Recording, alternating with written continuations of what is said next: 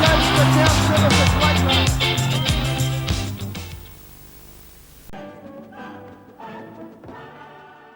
Oscar Schindler's owner requested a soft surface. Like putting water on at this stage, you know, as I say, especially with the forecast, there is a chance of a shower this morning. I am very surprised. We believe that we should be providing the fairest surface for all concerned, and I think we would all agree that, you know, with a little bit of sting out of the ground is ideal. 17-year-old Brent Stanley arrived with his saddlebag full of confidence for his first assignment in the Cup, on board Caulfield Cup winner Arctic Scent.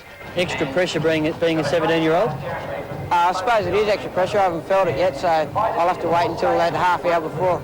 Veteran jockey Greg Hall called in on close friend Lloyd Williams to try and drop some weight. Williams hoping to pick up $1 million with Doremus. He's magnificently prepared by Lee Friedman. I think he's the master trainer at big events, and that's where I've got my money. There was plenty of money on course for last year's winner as well. The Bandette, another shortening in the market. The scratching of Crying Game at Magnet Bay added even more intrigue. The Cup field without a natural leader entering the mounting yard. As long as it feels like Saintly and like Sonic, take me into it.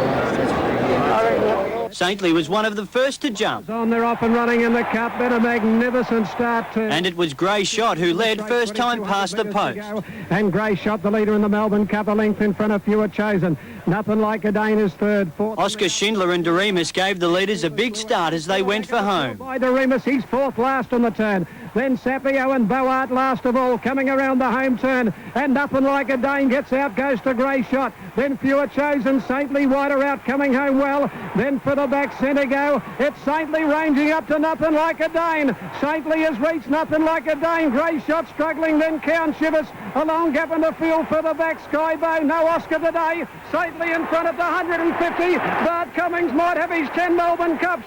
Saintly's gone 2 lengths, Count Shivers. Then on the inside is Senator from Skybow, but Saintly wins the Melbourne Cup. Saintly.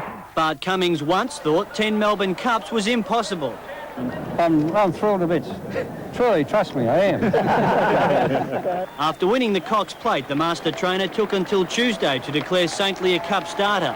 That will now go down in history as another Cummings bluff. I've had this in mind about 2.5 months ago to get him seasoned the distance in the Metropolitan, run on the Cox Plate, never go at this. So it's worked out, so it's been terrific.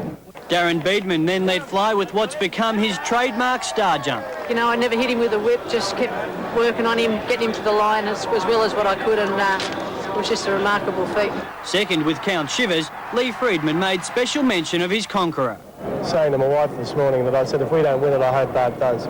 Mark Doran, 7 Nightly News. But across Victoria, Tabcorp ruined the Cup celebration with a multi-million-dollar computer failure. The betting system went down for up to 4.5 hours, with queues of angry punters spilling out of TAB agencies. Tabcorp admits the embarrassing computer glitch has affected Cup Day takings, despite the best efforts of its computer experts to bring the system back online quickly. Our guys are working to restore it as we speak, and it has affected our retail agencies. Fortunately, it hasn't affected the on-course outlets. Most computers were operating by cup time, but by then long waits were inevitable as staff worked to clear the backlog. It's absolutely pathetic, I mean, really. Melbourne Cup Day is like to have a big bet, you know, and you have to wait in line for an hour to get in there. Tabcorp's tele-betting centre was flat out as thousands of anxious punters placed last-minute calls. Even so, the computer breakdown meant many people didn't have a flutter. Tabcorp's figures show betting on this Melbourne Cup was down $2 million on last year. But winners are grinners. Crown Casino boss Lloyd Williams, who stood to lose $130,000 on Doremus, cut his losses with a saintly bet. I backed him to win $100,000. Steve Kerry, 7 Nightly News. But at the course, the sun shone on Melbourne's biggest party for the first time in 5 years, turning Flemington into a sea of colour. And the crowd was on its best behaviour. Police made just 2 arrests. For the 1996 Melbourne Cup! The action in the car park started early. Partygoers determined to live up to their rowdy reputation. All the way from Chile, man. They come from across the world for Melbourne's most famous race, getting to the track any way they can. Nautical but nice, that's our story. Hello up there. All trains stopped at Flemington, the big crush, not the best for those big hats. Clean the top of the train though. Just put it on actually. You held it in your hand. Yeah. Very wise. Safest thing to do. While it was a first for some, for others it's an annual pilgrimage. 40 years I've been coming to the Cup, and I'm 94-year-old now. As band members cleared their cobwebs, the action finally started on track as well, including some that no one bargained for. While all the excitement was too much for some, out in the nursery, young sophisticates revelled in the sun for the first time in years. All that champagne presenting a pressing need. 90,000 people are expected to pass through the gates today. The VRC is predicting $150 million will be spent on the big race alone. That equates to $8 for every man, woman and child in Australia. And the result, while disappointing for some, was just an added excuse for others to kick up their heels. Cheers, biggies! Everybody in the house, come on, everybody, ho, ho, ho, ho, ho, ho. Thank you very much. Have a good day now, will you?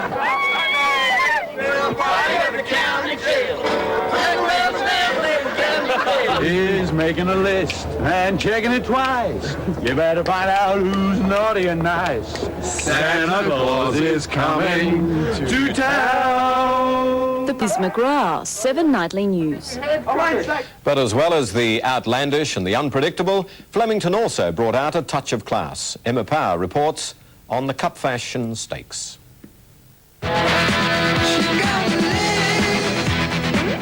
Last year's fashion winner showed her personal form guide to hordes of admirers. Going a bit too far, I think. There was plenty of competition in the fashion stakes. They arrived in thousands, inspired by movies. 101 Dalmatians! Siblings, socialites, and the world's most famous fashion houses. Pretty in pink and no need for a partner. On stage, 20 of the course's best dressed vied for the coveted fashion title, whittled to 3 finalists before model Pauline Leslie took the prize. Yes, I was surprised because, I mean, there are a lot of outfits out there that look stunning. The man who designed the winning outfit confessed he bought his own late yesterday. Because I'm so busy with everybody else's outfit, I don't really have time for myself. And in a $30 creation, a 24-year-old Sydney hairdresser outclassed her rivals in the hat stakes. And one man who's dressed some of the world's most glamorous women, including Princess Diana, says Melbourne ladies more than make the grade. Really good cross-section, just like you see at Ascot. Far from saintly, it was a photo finish.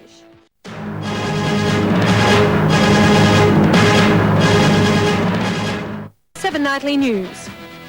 Now ahead in sport, reliving the great race.